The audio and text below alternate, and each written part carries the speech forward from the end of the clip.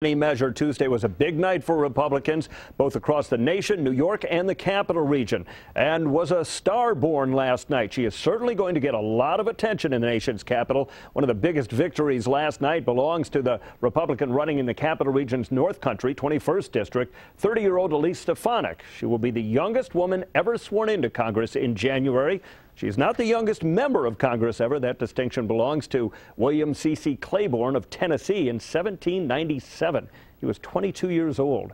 Stefanik has easily outdistanced Democrat Aaron Wolf in her three-way race for Congress. And joining us live this morning, Congresswoman-elect Elise Stefanik. Thank you for having me. Thank you, and congratulations. Thank you so much. It was an exciting night last night. In January, you're going to represent the North Country's congressional district, but you are also known closer to Albany. You went to Albany Academy for Girls? I did. I'm a proud graduate of Albany Academy for Girls. My heart is in upstate. My family's had a home in Willsboro since I was 3 years old, and I'm so proud of the overwhelming support we've earned across the 21st District. You lived in Gilderton, too? That was my parents' first home, but my parents have owned a home since I was 3 in Willsboro. So, what are your priorities when you go to Washington? My priorities are, number one, creating jobs and growing the economy in the North Country. This was an issue that I talked about since the beginning of my campaign when I launched over 15 months ago.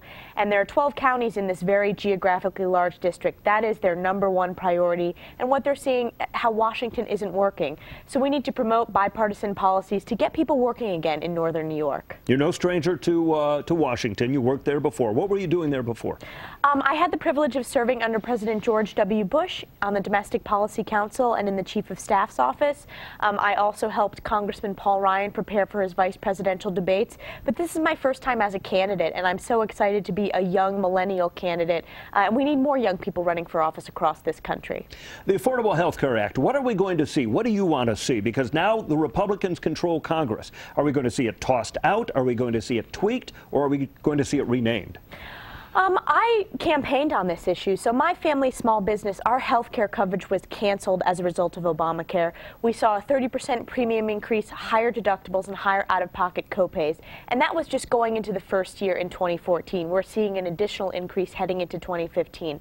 So it's very clear that this legislation is broken. I support a full repeal, but I also support in the interim immediate fixes on a bipartisan basis.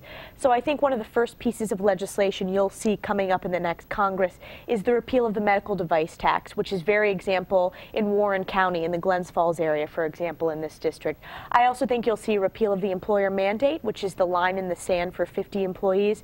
But I think Republicans are going to put forward a comprehensive package on what health care reform should look like, lowering cost, increasing quality, and improving accessibility. So we're going to see a lot of tweaking. You'll see tweaking, but I also think you're going to see a repeal vote and what a replacement package is, and I hope that it's done on a bipartisan basis. That's one of the mistakes I think President Obama made with his health care legislation. It was voted on by a single-party vote, and when you're tackling big issues as a country, you have to work across the aisle. So what are we going to see? Because now we have Republicans firmly in control of both the House and enough so in the Senate. Are we going to see more negotiating between the White House and Congress, or is it going to be, vetoes and overrides?